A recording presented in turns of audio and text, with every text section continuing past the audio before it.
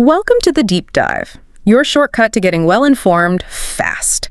Today, we're jumping into some really insightful material discussions, all focused on something universal, how we start our day. Yeah, and it's surprisingly profound, isn't it? The sources really hammer home this idea, your mornings set the tone for your whole day. Right. And it's not just about, productivity or ticking boxes. It's deeper. Yeah. It influences your thoughts, feelings, actions, really the whole vibe of your day. So our mission here is to unpack that, how these little habits create big shifts. Exactly. How small habits lead to big changes. That's what we're exploring. Okay, so let's start there. Think for a second about your own morning. What does it usually look like? Because the core idea we're seeing is how you start shapes how you continue. It's so true. And the sources, they paint a really clear picture. If you start stressed, rushed, maybe a bit negative. What happens? Oh, absolutely. That feeling, it tends to cascade. It sort of spills over into the rest of your day. But on the flip side, if you can start with just a little calm, some positivity, maybe a tiny good habit. Like what? What are we talking about? Oh, super simple stuff sometimes. Right. Like stretching for 2 minutes, drinking a glass of water right away.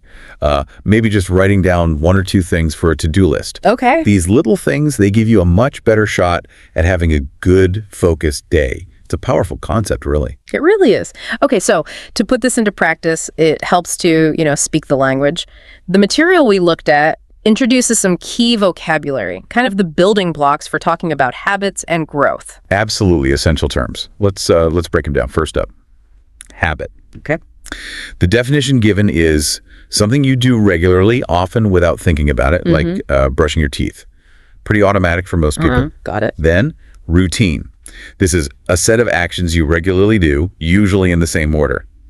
The example was making coffee, then reading the news, that sequence. Okay, makes sense. Next, consistency. This one's important. Doing something regularly, even when it's hard or boring. Ah, yes, the hard part. Exactly. Like learning English, the source notes, that takes consistency. Then there's motivation. Your why. Precisely. The reason you want to do something, your inner energy. Maybe it's for a better job or, to travel. That's your fuel. Improvement. Simply becoming better at something over time, like seeing your speaking skills get better. Oh, fully. Then discipline. This is the ability to control your actions and keep doing something, even when it's hard. Sounds like consistency's twin sister. Very much related, yeah. Requires patience, too. Often. And finally, mindset.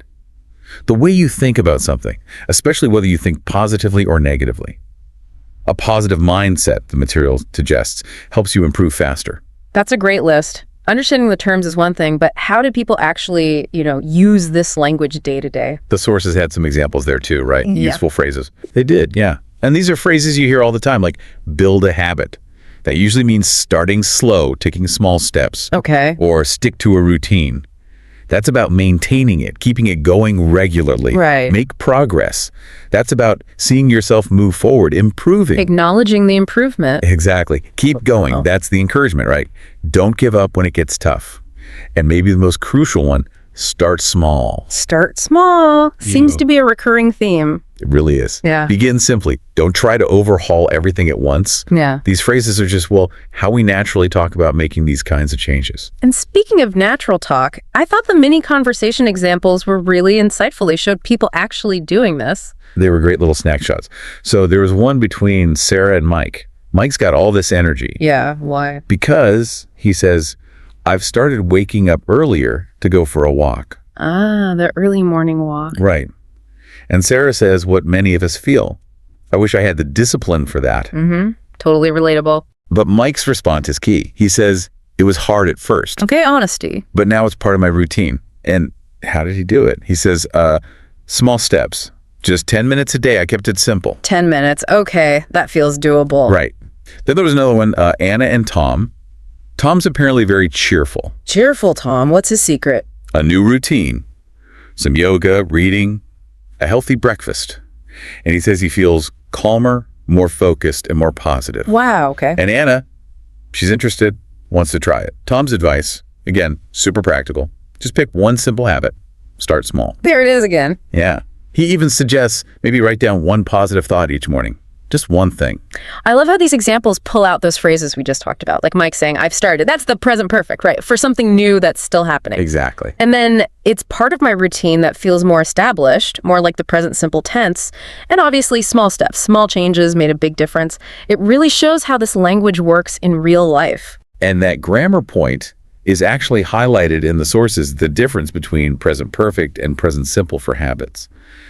It's subtle, but useful. Yeah, tell us more about that. So, like you said, present perfect, I have started, or I've started, is often used for habits that are, well, new or recently begun, but they're ongoing. Like I've started waking up earlier. Precisely. Or I've started listening to English podcasts. It implies it began in the past, but continues now. Okay. And the present simple. That's more for your regular, established, general routines. Yeah. The things that are just facts about your schedule. Like I wake up at 6:30 every day. Exactly. Or I listen to this podcast every morning. It describes a consistent, ongoing pattern, not necessarily emphasizing the start of it.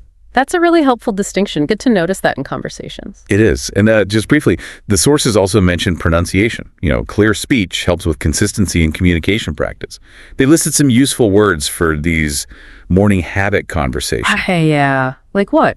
Words like morning, routine, habit, positive, consistent, motivation, progress, focus, calm, cheerful. Good ones to practice saying clearly. Definitely useful. Yeah. Okay, so we've covered the why, the what, the how. Let's get to the so what. What's the big takeaway here? The sources had a really powerful thought on this. Yeah, it was something like, don't underestimate the power of small actions.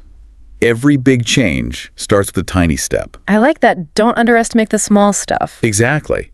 And it connects to that broader idea about consistent effort.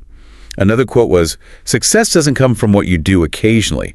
It comes from what you do consistently. Right. It's the day in, day out stuff. It really is. Yeah. And honestly, even listening to this, engaging with these ideas right now, that's a small act of discipline, of care for your own growth. Yeah. You showed up. That's a great way to frame it. So maybe we can leave you, the listener, with a few questions to sort of mull over to apply this. Good idea. Okay, maybe think about, what is your current morning routine? Just take stock. Then, is there one small habit you would like to add to your mornings? Just one. Start small. Exactly. And how do you feel when your morning starts calmly and positively? Connect with that feeling. Yeah. What's the payoff? Right. And deeper, why are you motivated to improve? What's your personal why? Crucial question. And maybe most importantly, what small step will you take today? Or maybe tomorrow morning? Yeah, make it concrete. And remember, even if you don't have perfect answers right now, just thinking about these questions. Yeah. That's progress itself. It's like the sources said, little by little, step by step, you are building. That's such a hopeful note to land on. It really emphasizes the huge impact of these small, consistent steps, especially in the morning, shaping our whole day. And hey, listening to this deep dive, that was a small step too, right? Part of your journey to being well-informed. Absolutely. And maybe, just maybe, a final thought to leave you with.